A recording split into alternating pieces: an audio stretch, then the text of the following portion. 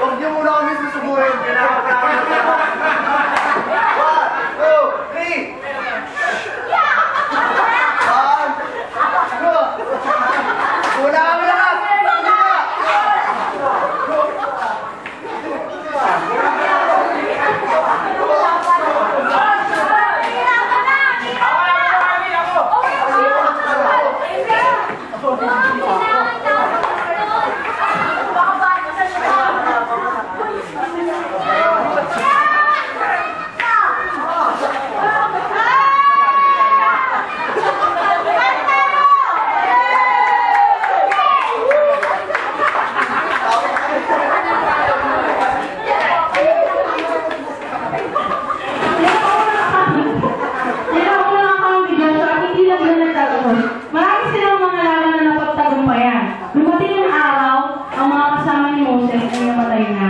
Kahit si Moses ay hindi nakapunta sa lupang pangako. Ngunit, naging masigasig si Joshua at naging successor siya ni Moses.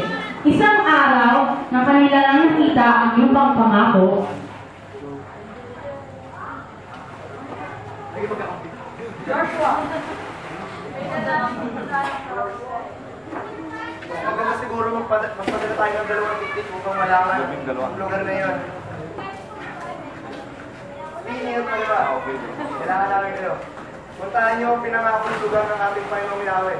Kung matignan tumulog ang itsura at anong lugar ng ating itsura. Hindi na.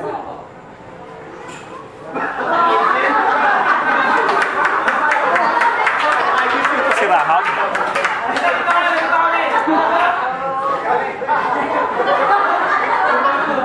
ang matapos sa kanyang pagtitiktik,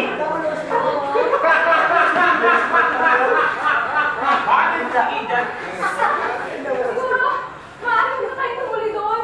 Dahil may higante. Sandali. Huwag kayong matakot sa kanila. Kasama natin ang Diyos dahil natulungan niya tayo sa maraming gera. Pero malaki kasi, hindi ko nga. Hindi kailangan natin magtiwala. Hindi ba natatandaan ang ginawa sa ating ni Yahweh? Yung tayo tinulungan niya. Kailangan natin. Dahil pinangako na ng lugar na yun. Ang lugar na yun para sa atin ni Yahweh. Amen! Hallelujah!